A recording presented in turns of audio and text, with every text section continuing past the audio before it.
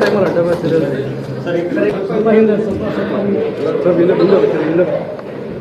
ಇವ್ರಿಗೂ ಬಿಡಲ್ಲ ಸರ್.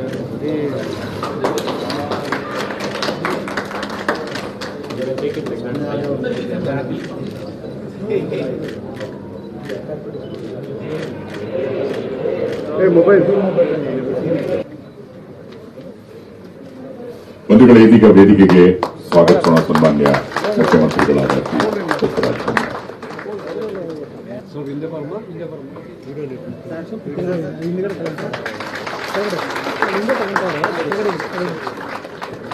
ನೀವು ಹೇಳ್ತೀರಿ ಸರಿಯಾದ ಟೈಮ್ ಅಡ್ಡ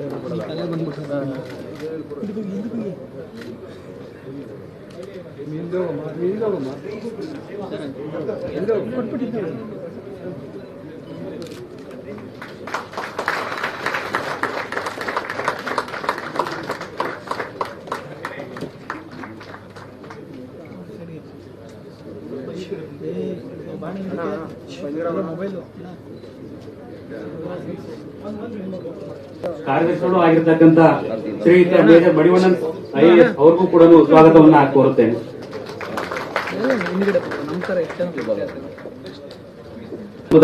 ವಿಶೇಷ ಆಹ್ವಾನಿತರಾಗಿ ಆಗಮಿಸಿ ಭಾಗವಹಿಸಿರ್ತಕ್ಕಂಥ ಕರ್ನಾಟಕ ರಾಜ್ಯ ಹಜ್ ಸಮಿತಿಯ ಅಧ್ಯಕ್ಷರು ಆಗಿರ್ತಕ್ಕಂಥ ಸನ್ಮಾನ್ಯ ಶ್ರೀ ಮಹಮ್ಮದ್ ಕಚೇರಿವಾಲ ಸರ್ಗೂ ಕೂಡ ತುಂಬಗೂ ಚಿಂತಕರಿಗಳಿಗೂ ಸ್ವಾಗತವನ್ನು ಕೋರುತ್ತಾ ನನ್ನ ಸ್ವಾಗತ ಭಾಷಣವನ್ನ ಇಲ್ಲಿಗೆ ಮುಗಿಸ್ತಾ ಇದ್ದೀನಿ. Thank you. ಧನ್ಯವಾದಗಳು ಸರ್. ಇನ್ನು ಸನ್ಮಾನ್ಯ ಮುಖ್ಯಮಂತ್ರಿ ಪೂರ್ವಕವಾಗಿ ಈ ಒಂದು KMDC ಕರ್ನಾಟಕ ಅಲ್ಪಸಂಖ್ಯಾತರ ಅಭಿವೃದ್ಧಿ ನಿಗಮದ ಭವನದ ಈ ಉದ್ಘಾಟನಾ ಸಮಾರಂಭಕ್ಕೆ ಸನ್ಮಾನ್ಯ ಮುಖ್ಯಮಂತ್ರಿಗಳು ಆಗಮಿಸಿರುವುದು ಕರ್ನಾಟಕ ರಾಜ್ಯ ಅಲ್ಪಸಂಖ್ಯಾತರ ಆಯೋಗ, ಕರ್ನಾಟಕ ಅಲ್ಪಸಂಖ್ಯಾತರ ಅಭಿವೃದ್ಧಿ ನಿಗಮ ಮತ್ತು ಕರ್ನಾಟಕ ಉರ್ದು ಅಕಾಡೆಮಿಗೆ ಅಪಾರವಾದ ಬೆಂಬಲ ದೊರೆತಂತಾಗಿದೆ. ದೀಪವನ್ನು ಬೆಳೆಸುವುದರ ಮುಖೇನ ಸನ್ಮಾನ್ಯ ಮುಖ್ಯಮಂತ್ರಿ ಮಾಡಲು ಇದೀಗ ಕ್ರಮ ವಹಿಸಲಾಗಿದೆ. ಇದರ ಮೊದಲನೇ ಭಾಗವಾಗಿ ರಾಜ್ಯದ ಅಲ್ಪಸಂಖ್ಯಾತರಿಗೆ ಉರ್ದು ಭಾಷೆಯಲ್ಲಿಯೇ ವಕ್ಫ್ ಆಡಳಿತಕ್ಕೆ ಸಂಬಂಧಿಸಿದಂತೆ ಅನುಕೂಲವಾಗುವುದಕ್ಕೆ ಕನ್ನಡ ಮತ್ತು ಆಂಗ್ಲ ಭಾಷೆಯಲ್ಲಿ ಲಭ್ಯ ಇದ್ದ ಕರ್ನಾಟಕ ವಕ್ಫ್ ನಿಯಮಗಳು 2017 ಇದನ್ನು ಕರ್ನಾಟಕ ಉರ್ದು ಅಕಾಡೆಮಿಯ ವತಿಯಿಂದ ಉರ್ದು ಭಾಷೆಗೆ ಭಾಷಾಂತರಿಸಿ ಮುದ್ರಿಸಲಾಗಿದೆ. ಮುಖ್ಯಮಂತ್ರಿಗಳ ಅಮೃತ ಹಸ್ತದಿಂದ ಈ ಪುಸ್ತಕವನ್ನು ಇದೀಗ ಲೋಕಾರ್ಪಣೆಗೊಳಿಸಲಾಗಿದೆ. ಎಲ್ಲರಿಗೂ ನಮಸ್ಕಾರಗಳು. ಸಲಾಮ್ ಅಲೈಕುಂ. 21वीं सदी इल्म की सदी है. इल्म हासिल करना बहुत जरूरी है. दुनिया बहुत तेज रफ्तार से जा रही है. उस रफ्तार को पकड़ना है तो इल्म को हासिल करना. ಅಲ್ಪಸಂಖ್ಯಾತರನ್ನ ಯಾವ ರೀತಿ ಕತ್ತಲಲ್ಲಿ ಇಟ್ಟಿದ್ದಾರೆ ಜನ. ಸಮಯ ಬಂದಾಗ ನಿಮ್ಮ ಹೆಗಲ ಮೇಲೆ ಕೈ ಹಾಕಿ ಮಾತಾಡಿಸ್ಬಿಟ್ರೆ ನೀವು ಖುಷಿ ಆಗುತ್ತೆ. बड़े साहब आए थे, मेरे कंधे पे हाथ रख के बात किया, चलो ये नहीं चलेगा. अभी आपकी बच्चों की खातिर आपको बदलना पड़ेगा. अध्यक्ष ने तो one of the finest police officers Abdul Azim, not only finest, one of the most intelligent officer. ಅವ್ರ ಕಾಲದಲ್ಲಿ ಅತ್ಯಂತ ಕ್ಲಿಷ್ಟವಾಗಿರುವಂತಹ ಕೇಸುಗಳನ್ನ ಅವರು ಅದನ್ನ ಬಗೆಹರಿಸಿ ಶಿಕ್ಷಣ ಕೊಟ್ಟಿದ್ದಾರೆ. ನಾನು ಫೈನಾನ್ಸ್ ಸೆಕ್ರೆಟರಿ ಯಾರು ಗೊತ್ತಾ? सब डेवलपमेंट के लिए पैसा किसके हाथ से आता है? ನನ್ನ ಫೈನಾನ್ಸ್ ಸೆಕ್ರೆಟರಿ ಹೆಸರು ಜಾಫರ್. ಕೋವಿಡ್ ಟೈಮ್ನಲ್ಲಿ health medical education principal secretary ಯಾರು ಗೊತ್ತಾ? ಜಾವೇದ್ ಅಖ್ತರ್. ಈಗ ಟ್ರಾಫಿಕ್, ನಮ್ಮ ಬೆಂಗಳೂರು ಟ್ರಾಫಿಕ್ ಅನ್ನು ಉತ್ತಮಗೊಳಿಸೋದಕ್ಕೆ ಸ್ಪೆಷಲ್ ಕಮಿಷನರ್ ಆಗಿ ಹುದ್ದೆಯನ್ನು ಕ್ರಿಯೇಟ್ ಮಾಡಿ ಸ್ಪೆಷಲ್ ಕಮಿಷನರ್ ಆಗಿ ಅವ್ರನ್ನ ನೇಮಿಸಿದ್ದು ಯಾರು ಗೊತ್ತಾ? ಸರಿ. PhD stop. Overseas education stop. IAS KS training stop. ನಾನು ಬಂದ್ಮೇಲೆ ಎಲ್ಲವನ್ನೂ ಸ್ಟಾರ್ಟ್ ಮಾಡಿಸಿದ್ದೆ. ಸುಮಾರು APJ ಅಬ್ದುಲ್ ಕಲಾಂ ವಸತಿ ಶಾಲೆಗಳು, CBSE 25 ಕೋಟಿ ರೂಪಾಯಿ ಕೊಡ್ತಾ ಇದ್ದೀವಿ. ಆಮೇಲೆ ಆನ್ಲೈನ್ DBT ಈ ವಸತಿ ಶಾಲೆಗೆ, ಆಮೇಲೆ ಸ್ಕಾಲರ್ಶಿಪ್ಗೆ, ವಿದ್ಯಾರ್ಥಿ ನಿಲಯಕ್ಕೆ ಎಲ್ಲಕ್ಕೂ ಕೂಡ ಡೈರೆಕ್ಟ್ ಆಗಿ ಪೇಮೆಂಟ್ ಆಗೋ ಡಿಬಿಟಿ ಸಿಸ್ಟಮ್ ಮಾಡಿದ್ದೀವಿ. ಇಲ್ಲಿ ನಡಕ್ನವರೇ ಹೊಡೆದ್ಬಿಡ್ತಿದ್ರು ಮೊದಲು. ಯಾರು ನಡಕ್ನವರು ಇದ್ರು ಅಂತ ನಿಮ್ಗೆ ಗೊತ್ತಿದೆ, ನಾನು ಅದನ್ನ ಹೇಳೋದಿಲ್ಲ. ಈ ಬೀಚ್ ವಾಲೆ ಬಹುಕ್ಕಿಂತ 2,500 ಕೋಟಿ ಲೂಟ್ ಆಗಿದೆ ಅಂತ ನಾನು 200 ಕೋಟಿ ಬಂದಿದೆ ಅಂತ ಇದೇ ಚೇಂಜ್ ಆಗ್ಬೇಕು. ನಾ ಆದೇಶ ಮಾಡಿರ್ಬೋದು. ಎಲ್ಲಿವರೆಗೂ ಪೂರ್ಣ ಎಷ್ಟು ಒಂದೊಂದು ಇಂಚು ಆ ಪ್ರಾಪರ್ಟಿ ವಾಪಸ್ ಬರೋದಲ್ವೋ ಅಲ್ಲಿವರೆಗೂ ನೀವು ಸುಮ್ಮನೆ ತಿನ್ನಬಾರ್ದು, ನಾವು ಸುಮ್ಮನೆ.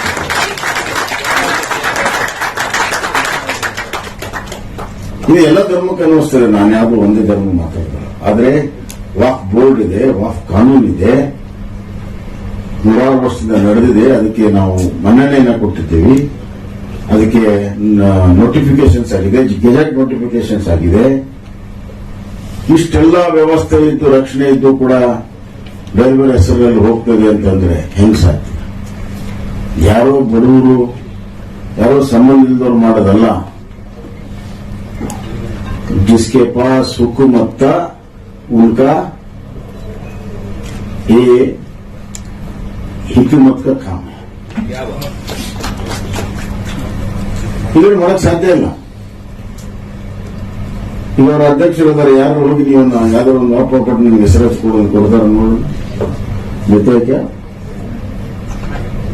जो अभी गवर्नमेंट में है तो भी कुछ कर सकते हैं, अगर बाहर के लोग कहाँ कर सकते क्या? अंदर के आदमी का अंदर का काम. ಇದ್ರ ಬಗ್ಗೆ ಜಾಗೃತಿ ಆಗಬೇಕು ಸಮುದಾಯ. ನಾವೇನ್ ಯಾರಿಗೂ ಬೇರೆ ಕೇಳ್ತಾ ಇಲ್ಲ. ನಮ್ಮ ಪ್ರಾಪರ್ಟಿ ನಮಗೆ ಕೊಡ್ರಿ ಅಂತ ಕೇಳ್ತಾ ಇದ್ದೀವಿ ಅಲ್ವಾ? ನೀವು ಅದನ್ನ ಹೆಂಗ್ ರಿಕವರಿ ಮಾಡ್ತೀರಿ? ನೀವು ಸ್ಟಾರ್ಟ್ ಮಾಡ್ರಿ, ನಿಮ್ ಜೊತೆಗೆ ನಾವು ಗಟ್ಟಿ ಅಂತ. ಈಗ ಹೆಂಗ ನೆಲಮಂಗಲ ಮಾಡಿದ್ರಿ ಹೇಳ್ತೀನಿ ಕೇಳಿ, ದಂಡದ ಹೇಳ್ಬಿಡ್ತೀನಿ ನಾನು.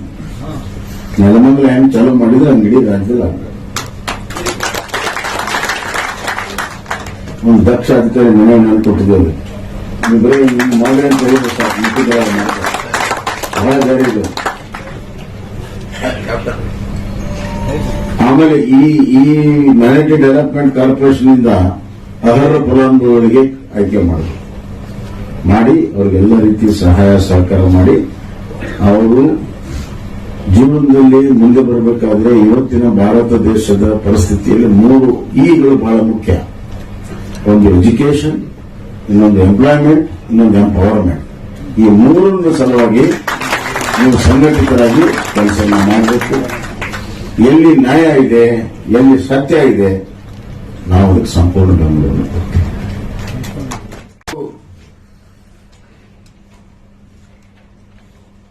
ಒಟ್ಟು 1460 ಕೋಟಿ ರೂಪಾಯಿಯಷ್ಟು ಮಂಜೂರಾತಿಯನ್ನ ಇವತ್ತು ನಾವು ಕೊಟ್ಟಿದ್ದೇವೆ ಅಲ್ಪಸಂಖ್ಯಾತ ಅಭಿವೃದ್ಧಿ. ಕ್ರಿಶ್ಚಿಯನ್ ಸಮುದಾಯಕ್ಕೆ 50 ಕೋಟಿ ರೂಪಾಯಿ ಅಂತ ಈಗಾಗಲೇ ಹೇಳಿದೆ. ಎಲ್ಲರೂ ಮುಂದೆ ಬರಬೇಕು ಅಂದಾಗ ದೇಶ ಮುಂದೆ ಬರ್ತದೆ. ಇಲ್ಲಿ ವಾಫ್ ಸಮಿತಿಯ ಅಧ್ಯಕ್ಷರಿದ್ದಾರೆ.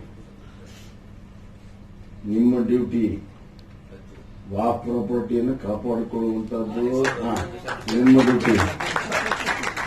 कॉम्प्रोमाइज नहीं होना. अगर कॉम्प्रोमाइज हुआ तो हम कुछ नहीं कर सकते, ऊपर वाले देखते रहते हैं.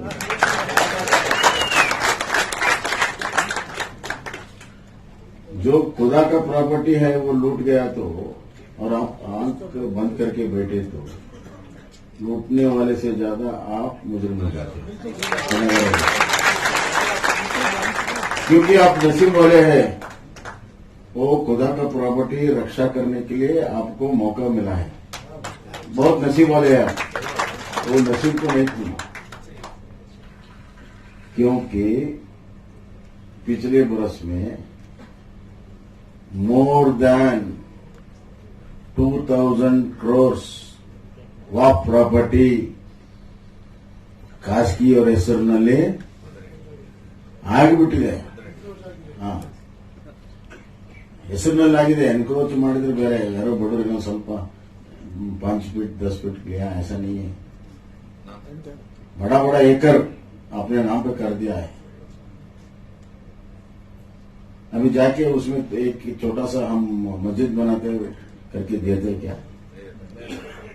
क्या है ಎಷ್ಟು ಅನ್ಯಾಯ ತಮ್ಮ ಆದೇಶದಿಂದ 200 ಕೋಟಿ ರೂಪಾಯಿ ಪ್ರಾಪರ್ಟಿ ಬಂದಿದೆ ಸರ್ ನೆಲಮಂಗಲಕ್ಕೆ. ಒಂದು ನಿಮಿಷನಪ್ಪ, ಇದಿಷ್ಟಕ್ಕೆ ಸಮಾಧಾನ ನಿಮಗೆ ಏನ್ ಮಾತಾಡ್ತೀಯ? 2,500 ಕೋಟಿ ಲೂಟ್ ಆಗಿದೆ ಅಂತ ನಾನು 200 ಕೋಟಿ ಬಂದಿದೆ ಅಂತ ನಿಮ್ಮ ಆದೇಶದಿಂದ ಇದೇ ನಿನ್ ಚೇಂಜ್ ಆಗ್ಬೇಕು. ನಾ ಆದೇಶ ಮಾಡಿರ್ಬೋದು, ಎಲ್ಲಿವರೆಗೂ ಪೂರ್ಣ ಎಷ್ಟು ಒಂದೊಂದು ಇಂಚು ಯಾವ ಪ್ರಾಪರ್ಟಿ ವಾಪಸ್ ಬರೋದಿಲ್ವೋ ಅಲ್ಲಿವರೆಗೂ ನೀವು ಸುಮ್ಮನೆ ತುಂಬಿರ್ಬಾರ್ದು, ನಾವು ಸುಮ್ಮನೆ.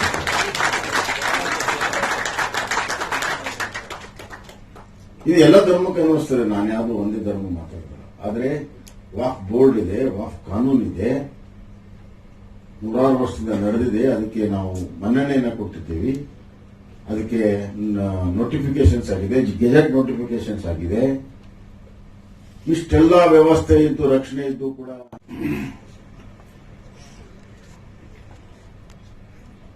ಇವತ್ತು ಅವರಲ್ಲಿ ಜಾಗೃತಿ ಮೂಡಿದೆ. ನಾವು ಕೂಡ ವಿದ್ಯಾವಂತರಾಗಬೇಕು, ನಾವು ಕೂಡ ಎಲ್ಲರಂತೆ ಮುಂದೆ ಬರಬೇಕು, ನಾವು ಕೂಡ ಸ್ವಾಭಿಮಾನದ ಬದುಕು ಬರಬೇಕು, ನಾವು ಕೂಡ ಮುಖ್ಯವಾಹಿನಿಯಲ್ಲಿ ಬರಬೇಕನ್ನುವಂತ ಒಂದು ಜಾಗೃತಿ ಮೂಡಿದೆ. ನನಗೆ ಬಹಳ ಸಂತೋಷ ಆಗಿದ್ದು ಏನು ಅಂತಂದ್ರೆ, ಹೆಣ್ಣು ಮಕ್ಕಳು ವಿದ್ಯೆ ಕಲಿಯೋದಕ್ಕೆ ಅಲ್ಪಸಂಖ್ಯಾತ ಸಮುದಾಯದಲ್ಲಿ ಅತಿ ಹೆಚ್ಚು ಬರ್ತಾ ಇದ್ದಾರೆ. ಗುಲ್ಬರ್ಗಾ ಡಿವಿಷನ್ನಿನ ಹ್ಯೂಮನ್ ಡೆವಲಪ್ಮೆಂಟ್ ಇಂಡೆಕ್ಸ್ ಅನ್ನು ನಾನು ನೋಡ್ತಾ ಇದ್ದೆ. ಅಲ್ಲಿ ಈ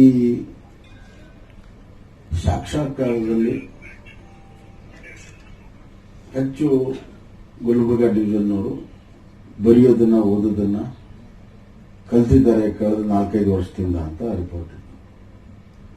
ಮತ್ತೊಂದು ಸ್ವಲ್ಪ ತಿರುಗಿಸಿ ನೋಡಿದಾಗ ಅದಕ್ಕೆ ಕಾರಣ ಏನು ಅಂತಂದ್ರೆ, ಅಲ್ಪಸಂಖ್ಯಾತ ಹೆಣ್ಣು ಮಕ್ಕಳು ಜಾಸ್ತಿ ಕಲ್ತಿದ್ದರಿಂದ ಆ ಪರ್ಸೆಂಟೇಜ್ ಹೆಚ್ಚಾಗಿತ್ತು. ಇದರ ಅರ್ಥ ಏನು ಅಂತಂದ್ರೆ, ಅಲ್ಪಸಂಖ್ಯಾತ ಸಮುದಾಯದಲ್ಲೂ ಕೂಡ ತಾಯಂದಿರು, ಅಕ್ಕ ತಂಗಿಯರು ಬಹಳ ಬುದ್ಧಿವಂತರಿದ್ದಾರೆ. ಅವ್ರಿಗೆ ಅವಕಾಶವನ್ನ ಕೊಟ್ಟರೆ ಎಲ್ಲ ರಂಗದಲ್ಲೂ ಕೂಡ ಎಲ್ಲರಂತೆ ಮುಂದೆ ಬರ್ತಾರೆ.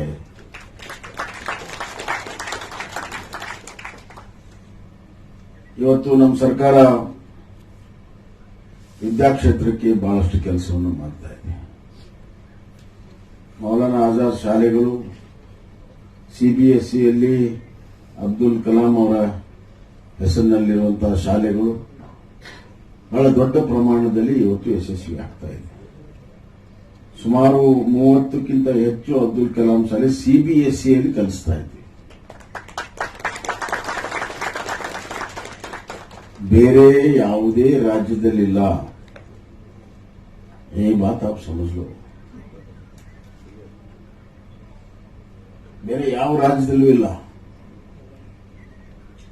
ಬಹಳಷ್ಟು ಜನ ನಾವು ಅಲ್ಪಸಂಖ್ಯಾತರ ಚಾಂಪಿಯನ್ ಅಂತ ಬೇರೆ ಬೇರೆ ರಾಜ್ಯಗಳ ನಾಯಕರು ಹೇಳ್ಕೊಳ್ತಿರ್ತಾರೆ.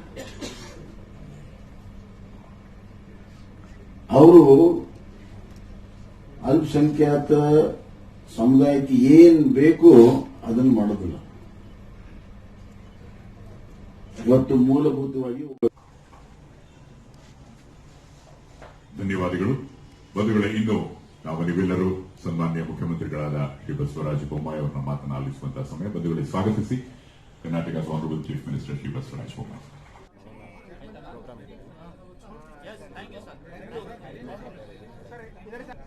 यानी शेषाद्रिपुरम में बनाया हुआ ये केएमडीसी भवन आज हमारे रियासत के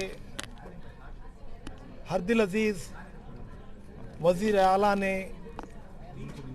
इसका इफ्तिताह किया है। ये बिल्डिंग जो है 17 करोड़ रुपयों की लागत से बनी हुई है और यहाँ पर 3 ऑफिसेस हैं। एक माइनॉरिटी कमीशन जो फर्स्ट फ्लोर में है, सेकेंड फ्लोर में केएमडीसी है और थर्ड फ्लोर में उर्दू एकेडमी है। ये तीनों ऑफिसेस जो है यहाँ पर हैं। मैं समझता हूँ कि बेंगलोर में ये सबसे बड़ी खूबसूरत आलीशान इमारत जो बनी हुई है, और ये बिल्डिंग रेलवे स्टेशन से वॉकेबल डिस्टेंस है, बस स्टैंड से वॉकेबल डिस्टेंस है, मेट्रो से वॉकेबल डिस्टेंस है। जो भी लोग बाहर से आते हैं उनकी सहूलत का ख्याल रखते हुए ये बिल्डिंग तैयार की गई है। और इतनी स्पेशियस बिल्डिंग है हमारी, आप ऊपर जाकर देखें तो मालूम होगा। माइनॉरिटी कमीशन की ऑफिस जो बनी हुई है वहाँ पे हमारे लिए बहुत ही खूबसूरत चैम्बर बनाया गया है। उसके साथ साथ जो है सेक्रेटरी का चैम्बर भी मेरे बिल्कुल बाजू है। और माइनॉरिटी कमीशन के लिए जो सिविल कोर्ट्स के इख्तियारात दिए गए हैं, कोर्ट कंडक्ट करने के लिए कोर्ट हॉल भी बनाया गया है। और केएमडीसी कर्नाटका माइनॉरिटी डेवलपमेंट कॉरपोरेशन के चेयरमैन के लिए उनका चैम्बर है। और वहाँ पर कम से कम 30-40 ऑफिसरों को बैठने के लिए कैबिन्स बनाए गए हैं और उनका मीटिंग हॉल बनाया गया है। उसके साथ साथ जो है 3rd फ्लोर में उर्दू एकेडमी का भी इफ्तिताह हुआ है। ये जो बनेंगे उर्दू एकेडमी के मेंबर भी बनेंगे। आज स्टेज पे बैठे वक्त पर मैं उनको सुनाया हूँ। ये चंद दिन से फाइल्स पेंडिंग है, सारे नाम्स भी चले गए हैं, चेयरमैन का नाम भी चला गया है। ओनली उसे जो है सर्टिफाई करना है और लिस्ट ऑफिशियली गेजेट करना है। ये काम जरूर होगा। 1 साल से पेंडिंग है सर ये इशू, यही बातें चल रही है 1 साल से। देखिए सर, इतने दिन सब्र किए आप, तुम्हारी सब्र की इंतहा मैं समझता हूँ। मैं जितने भी उर्दू दान हैं उनकी कितनी भी तारीफ करे कम है, क्योंकि सबसे ज़्यादा आपका ख्याल जो है उर्दू एकेडमी के ऊपर है। तो मैं आपको आज मुबारकबाद देता हूँ। ये आपकी खुशकिस्मती है। ये हाल जो बनाया गया है आप जैसे उर्दू दान के लिए बनाया गया है। बिल्कुल के रेट कम रखेंगे और जो है यहाँ पर सिर्फ रात में नहीं, प्रोग्राम दिन के 11 बजे से रात के 12 बजे तक यहाँ पे निश्चित होते रहेंगे। माइनॉरिटी से मुतालिक मुख्तलिफ कम्युनिटीज़ के इश्यूज आप आज उठाए, लेकिन उर्दू हाल का जिक्र दूर दूर तक नहीं रहा, उर्दू एकेडमी का जिक्र नहीं रहा। देखिए सर, वक्ती कमी की वजह से मैं बात नहीं कर सका। आप देखे होंगे कि मैं हमारे वज़ीर आला के बिल्कुल बाजू में बैठा था और जो उर्दू के मामले में उसकी तरक्की के बारे में बात करना था वो उनको सुनाया हूँ और कहा हूँ कि सर ये जो हाल जो बना है इसकी कैपेसिटी 250 की है। ये उर्दू की इनकरेजमेंट के लिए यहाँ पर यह हाल बनाया गया है। सर मैं उनके सामने शायरी का भी जिक्र किया, मुशायरे का भी जिक्र किया, गज़लों का भी जिक्र। बहुत अच्छा है, बल्कि वो भी तारीफ़ करे, खुश हो गए हैं। तो उम्मीद रखिए कि चंद दिनों में कमेटी बन जाएगी। आपकी ऑफिस शिफ्ट हो गई है? हमारे आज तो जो है इनाग्रेशन हुआ है। उम्मीद है कि 8 दिन के अंदर पूरा हमारा वहाँ से विश्वेश्वरैया टावर से यहाँ पर हम शिफ्ट कर देंगे। Thank you sir. मुस्लिम लोगों के लिए और माइनॉरिटी लोगों के लिए आज कर्नाटक के अंदर बेंगलुरु शहर बीदर बेंगलुरु के सेंटर ऑफ सिटी में आज एक इस बिल्डिंग का जो इनाग्रेशन हुआ, जिसमें उर्दू एकेडमी और केएमडीसी जो कर्नाटक माइनॉरिटी डेवलपमेंट कॉर्पोरेशन और हमारे कर्नाटक माइनॉरिटी कमीशन, ये 3 ऑफिसेस हैं इस इमारत में। इस इमारत की उद्घाटन हमारे जनाब बसवराज बोम्मई साहब करे। मैं बहुत उनको हमारे कर्नाटक स्टेट हज कमेटी के चेयरमैन की हैसियत से बहुत मुबारकबाद देता हूँ। उन्होंने आए और बड़ी खुशी हुई कि उन्होंने पहले सलाम करके अपनी तकरीर को आगाज़ किया। तो बिल्कुल जो है मुसलमानों का बहुत ख्याल किया और बड़ी खुशकिस्मती की बात है कि उन्होंने ये भी बताया कि बीजेपी गवर्नमेंट में 2 बड़े बिल्डिंग के बेंगलुरु के अंदर इनाग्रेशन हुए, ख़ासतौर पे मुस्लिम समाज के लिए, माइनॉरिटी के लिए, जहां बहुत तकलीफ़ होती थी विश्वेश्वरैया टावर में, जहाँ केएमडीसी हो, कमीशन हो या हमारे और भी जो उर्दू एकेडमी तो काफ़ी दूर थी लोगों को जाने के लिए तकलीफ होती थी और ऑफिस में लोगों को जाके वहाँ बात करने के लिए बहुत कंजेस्टेड होता था। लेकिन आज बीजेपी सरकार में ये दोनों बिल्डिंग का इनॉग्रेशन हुआ, जिसमें ये आज जो उर्दू एकेडमी और हमारे कमीशन ऑफिस और KMDC, उसके साथ साथ पिछले कुछ दिन पहले मौलाना आज़ाद भवन का भी इनॉग्रेशन हुआ, जहाँ डायरेक्टर ऑफ माइनॉरिटी ऑफिस चल रही है। बहुत ज़्यादा सहूलतें आज लोगों को मिल रही, क्योंकि लोग जो दूर से आते हैं उनको जो है ऑफिशियली करस्पॉन्डिंग करने के लिए या ऑफिशियली काम करने के लिए तमाम चीज़ें की सहूलतें हैं। मैं बसवराज बोम्मई साहब को बहुत मुबारकबाद देता हूं कि उन्होंने आज इस बिल्डिंग का इनॉग्रेशन किया, और हम तमाम लोगों के लिए, ख़ास तौर पे मुस्लिम समाज के लिए बड़े फ़ायदे का मामला है। बड़े सुख, बड़ा जो है उससे फ़ायदा पहुंचेगा, बड़ा आसानी का मामला आएगा। सीएम की तकरीर के दौरान बार बार आप हज कमेटी का जिक्र कर रहे थे, लेकिन सीएम उसे नजरअंदाज करते रहे, क्या कहना है? नहीं, हज कमेटी के लिए उन्होंने इस बिल्डिंग का इनाग्रेशन में माइनॉरिटी कमीशन के बारे में नहीं माइनॉरिटी नहीं, हम लोग ग्रांट्स के बारे में पूछना चाह रहे थे, क्योंकि ग्रांट्स अभी कुछ ही दिन के बाद हमारे हज के 2023 का इनाग्रेशन होने वाला है, और नए हम वहाँ पे और भी जो कोविड में जो बिल्डिंग ख़राब हुई थी उस बिल्डिंग की मरम्मत करना है। ऑलरेडी हो चुका है, तो सीएम साहब ने पिछले वादा किया था मैं हज भवन को ग्रांट दूंगा बोल के। बजट भी आ रहा है, तो अलहमदुलिल्लाह इस बजट के अंदर शायद वो ग्रांट देने का वादा किए हैं, तो मैं उसकी तरफ उनका इशारा कर रहा था, लेकिन वो माइनॉरिटी हमारे वक्फ बोर्ड की तरफ उन्होंने ज़्यादा तवज्जो दी है। क्या वादा किया आपने? नहीं, मुझे तो बात करके बोले हैं कि हज कमेटी में हम बहुत ज़्यादा डेवलपमेंट करेंगे, काफ़ी अच्छी बात है। अभी मंगलूर का हज भवन हमको स्टार्ट करना है, गुलबर्गा करना है, बहुत जल्द से जल्द कराइए। मैं शशिकला जोल्ले मैडम को भी बोला हूँ, जो हमारे